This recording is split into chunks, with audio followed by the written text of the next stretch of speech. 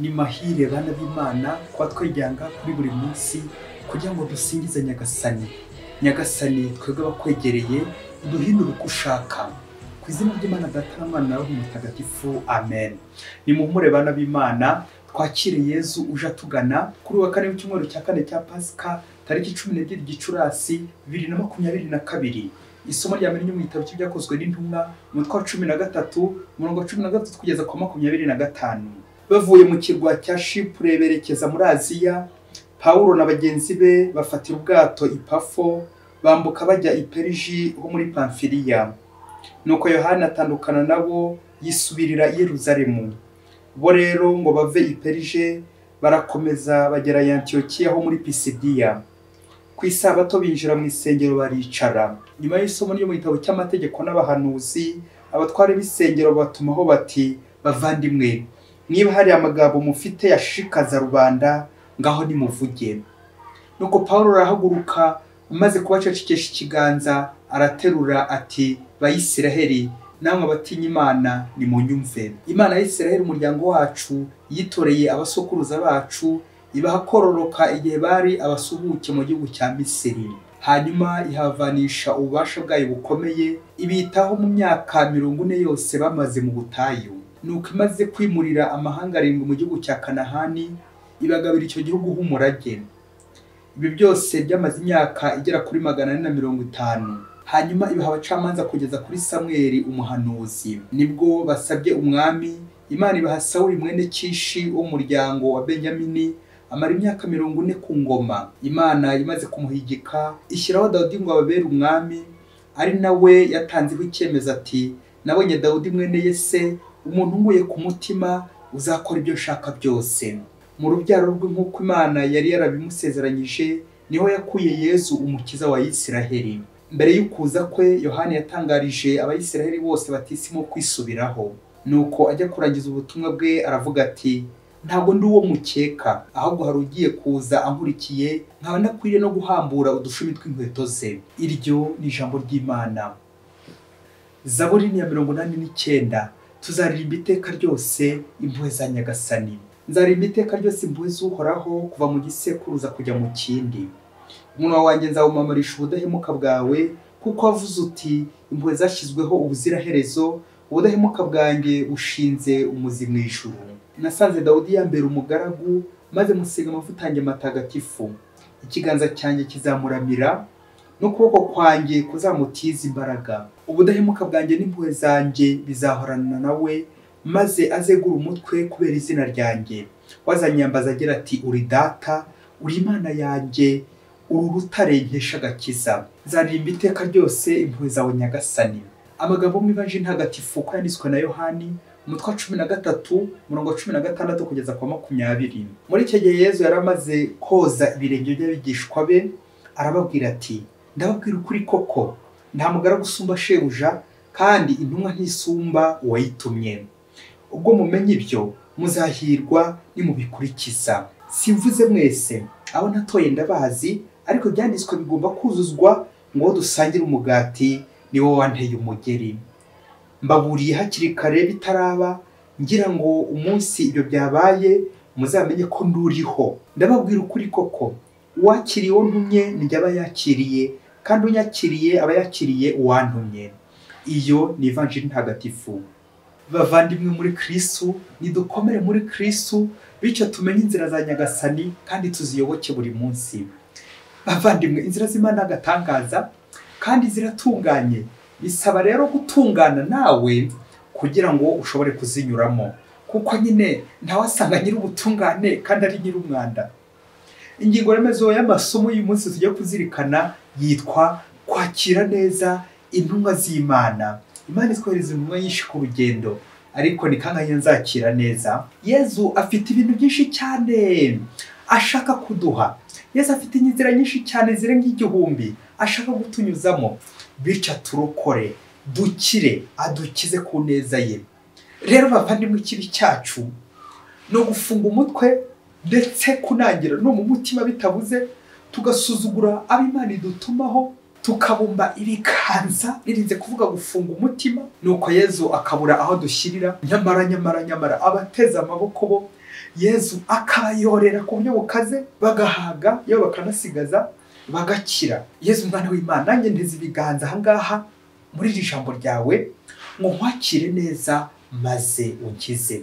Amen. Niyo mvugo ya Kinyarwanda ikunze gukoreshwa cyane cyane mu misango yo gusaba umugeni, bati amaguru n'ayanjye ariko umunwa si uwanjye. Yumvikane ko ijambo agiye kuvuga ari ryo bamutumye, bityo abari kumwumva bakarusha kugira attention, bagatuza bagatega amatwi no kumva le message du messager, ubwo butumwa bw'iyo ntumwa nyine. Bana b'Imana, intumwa zikunze guhura n'ibibazo byinshi cyane, ariko reka tuvuge ikibazo gikomeye cyo gutumva nk'uwayitumye, nka nyiri ubutumwa, nuko bagasuzugurwa. Ari nabyo twumvise mu isomo rya mbere ryabaye ku ntumwa Pawulo na Barinaba ubwo bari bagiye gusengera i Antiyokiya, nuko abatwara ibisengero bakabatumaho nk'ababikuraho bati niba hari amagambo mufite yashishikaza rubanda ngaho nimuvuge. Ikindi kigaragara usibye aba bakuru ko bafite umutima ugoranye ni ikimenyetso cy'iyi mbaga, la réponse. Bigaragara ko imbaga riri gusakuza, mbese ni nkaho bapinze umunwa baho bangiye ingata, nguko kuvugira mu ijambo ry'Imana, gusakuza mu ngoro y'Imana, uko no gupinga Imana. Iki ni icyaha ababyeyi. Mu nama abayobozi bakunze kwiyamama, bamwe bari kwavugiramo bati ngo yavuga ngo ntawe uvuga. None se guki umuyobozi usanzwe yavuga ngashyira ingufuri ku munwa, ariko Imana yo yavuga ngakomeza nyivugiramo? Ibaze nanjye nibaze, nguko gusakuriza Imana, ngo korogoya abandi, ukaba warogoye Imana ari mu myitwarire yawe mibi, imyambarire yawe, gukerererwa. Akaho umukobwa uza wakererewe mu kiliziya aje nko mu misa, ngo yari yambaye inkweto y'italo ndetse igenda ikubita hasi iti mwambonye ma TV, nuko abandi aho gusenga bakarangara ya talo y'iyo nkweto igiye kumugusha hasi. Kandi uwo mukobwa yanaza ntiyicare inyuma nk'uwakerewe wese, ahubwo akagira gute, akitendeka imbere, akaza akimbagira bose bamureba, ariwe bahanze amaso. Niko ye baguhanje amaso cyangwa bahangeze amaso? Ndakubwiza ukuri, iyi ni shitani y'urusaku usakuriza Yezu na za rotari zanjye, ubukerererwe bwanjye. Urundi rusaku ni nko gusiba ikoraniro nitwaje impamvu nanjye kuvuga ni hazifututse, ariko nyamara ari za nyiroreshwa, imirimo myinshi y'urudaca, ibitotsi, kunanirwa muri weekend, ubunebwe, amasomo yateye iki gihe ku cyumweru. Urwo narwo ni urusaku, kwa kundi nako kutitegura ari imbere ndetse n'inyuma, kujya gusengera ku byaha byinshi n'ibindi nakora bibi, byose ni nko gusakuriza Imana. Ngira iteraniro ry'i Antiyokiya, nuko Pawulo arahaguruka amaze kubacecesha ikiganza, atangiye kubabwira ko ari mu nkomoko ya Dawudi Imana yanyujije isezerano ryayo ikatwoherereza nde, umucunguzi Yezu Kristo. Amen. Reka dutinde gato kuri iki kiganza cya Pawulo acikesha iyi mbaga. Ikiganza cya Pawulo kirimo ububasha bw'Imana.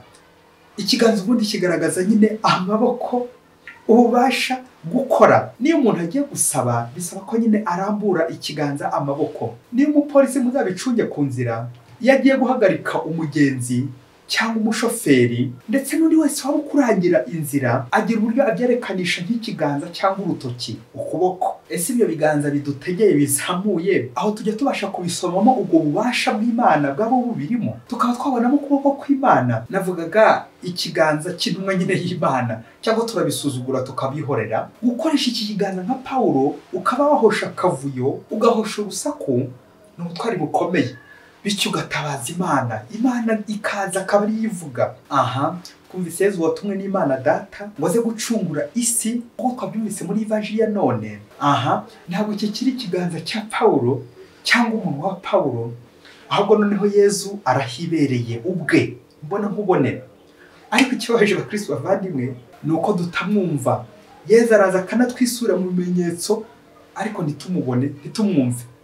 Ngo kwakira Yezu mu ijambo rya buri munsi, by'umwihariko mu gitambo cya misa mu Karisiya, kugira ngo nanjye ngire gute nkore kuri Yezu. Ibiganza byakoze kuri Yezu ntibikorakora. Burya usuzuguye intumwa aba asuzuguye n'uwayitumye. Niba asuzuguye Petero, nasuzuguye Yezu. Niba asuzuguye Yezu, usuzuguye Imana Data. Bana b'Imana, na Yezu nawe arashaka gutwibutsa isano iri hagati ye na se, ndetse n'isano iri hagati ye n'intumwa ze. Uwakiriye uwo ntumye ni aba yakiriye, n'unyakiriye aba yakiriye uwantumye. Amen, amen. Urakoze Yezu kudushishikariza gukwakira neza. None rero bakristo bavandimwe, kwakira dute intumwa Imana idutumaho? Abayobozi ba kiliziya, abashumba, abashefu bacu, abadukoresha ku kazi, abatuyobora impande zose, abaza batugana. Yewe umuvandimwe, ntugasuzuwe nawe uza gusaba, burya nawe ni intumwa y'Imana. Imana ishobora kumukoresha uwo nguwo nawe mu myantege nke akaza, wowe ukagira ngo ni umusabirizi, nyamara Imana imutumye. None se nimwibuka ko Yezu nawe aza mu ishusho y'abanyantege nke, abakene, abarwayi baciye bugufi, akaza mu ishusho y'umushonji cyangwa undi wese ukeneye ubufasha bwacu. Erega abavandimwe, intumwa ntabwo ari yayindi ifite amapeti, abayobozi gusa, abategetsi bakomakomeye, babandi baba bicaye muri za biro n'ahandi, babavuga butumwa, bamwe baba bacigatiye za Bibiliya mu ntoki. Ahubwo burya n'intumwa iba no mu bayoborwa, cyane cyane aho ngaho abana, abasaza, abakecuru, abo bose se muvandimwe ubamara iki iyo baje bakugana? Ese uribuka ya vanjiri ya mugenzi wacu uwo ari we? Aha, mugenzi wawe ninde?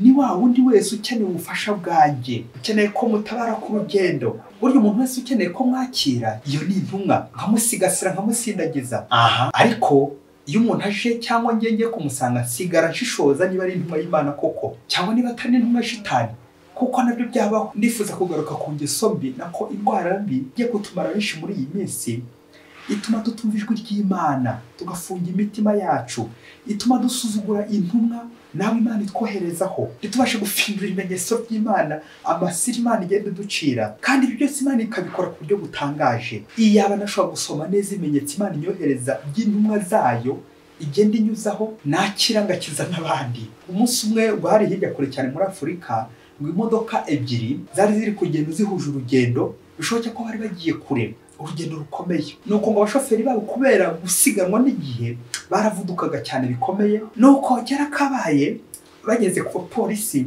abapolisi barabahagarika kuri iyo foto yuko bari kugenda basiganwa n'umuvuduko mwinshi. Nuko rero umushoferi wa mbere akaba atari yujuje ibyangombwa byasabwaga, mbese nka za controle technique. Cyakora umushoferi w'inyuma we yari yiyizeye kuko yari agerageje kuzuza ibisabwa byose n'ikinyabiziga cye. Nubwo ariko mu nzira ku kinyabiziga burya biba bigoye ko wakuzuza ibisabwa byose imbere y'umupolisi, kurya kuburaho ikosa koko simbizi. Ngo nuko umupolisi amaze kuzamura ikiganza nka kirya cya Pawulo twumvise mu isomo rya mbere, babashoferi birumvikana namwe mwakuri cyakurikiyeho, bahita bagira ubwoba bukaze cyane, dore ko icya mbere bari kuvuduka bikaze, icya kabiri kandi imodoka zabo ntizari tayari zombi, wanasanga bashobora kuba nta n'uruhushya rwo gukora bari bafite. Ariko ikizwi cyo ngo nuko byabagoye kubyakira, kwakira uko guhagarikwa, kandi igikubiteho bari bakererewe, bya bintu byo ko nyine ngo ntawe wihuta nk'uwayobye. Nuko umupolisi nyine aberekesha ikiganza aho baba baparitse, ubundi umupolisi arabegera. Umushoferi wari imbere akurikije amakosa ye yari asanzwe yiyiziho nawe,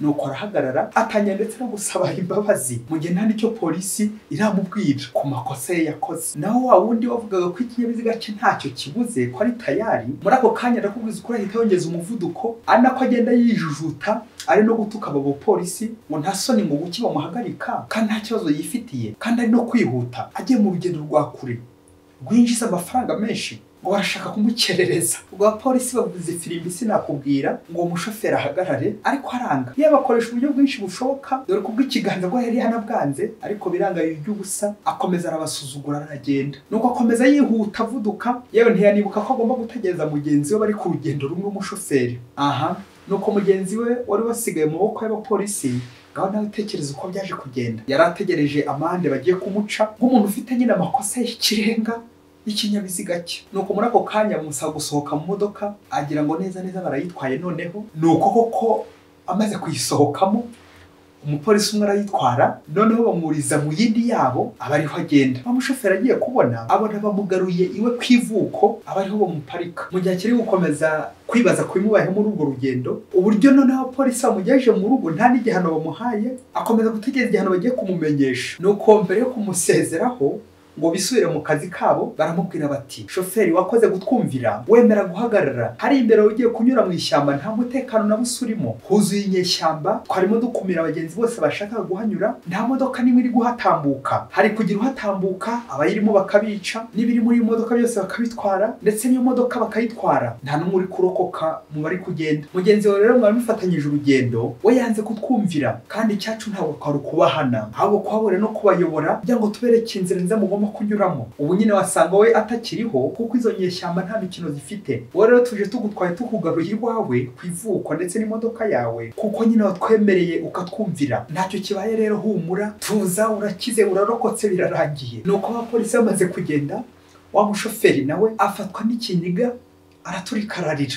Nubwo babwisha ariko atangira kwibaza kuri iyo geste y'abapolisi bamukoreye kugeza n'ubwo bamugejeje mu rugo. Ntacyo babaye mu nzira kandi we yarazi ko bagiye kumuhana by'intangarugero kubera amakosa yumvaga ikinyabiziga cye gifite. Nuko muri ako kanya yanahamagara mugenzi we kuri telefone akumva nimero nticamo, arushaho kugira ubwoba bwinshi yewe kugeza na n'uwo mugenzi we ntaramenyerwa irengero. Nuko umushoferi wageze mu rugo n'ibyishimo byinshi ariko bivanze n'agahinda n'amarira, akomeza yibaza uburyo arokotse urwo rupfu kandi abamurokoye ari n'abantu atakekaga kuko ahubwo akeka nyine bagiye kumugira nabi bakamuhana by'intangarugero. Abana b'Imana, kumvira biruta ibitambo n'amaturo. Nyagasani Yezu Kristo afite inzira nyinshi zirenga 1000 anyuramo aje kunkiza, aje kugukiza. Afite uburyo azamuramo ikiganza cye. Wa Yezu utanga amahoro agatanga umugisha, Yezu nyiri impuhwe. Ariko ngiye kubera umushiha wanjye, ubugugu bwanjye, umujinya, umunabi, ubugome, bya bindi byose mba nifitemo, simbone neza icyo kiganza Yezu azamuye akoresheje abana be, cyangwa yanakizamura nkamusuzugura nkamupinga ngo ngiye ndihagije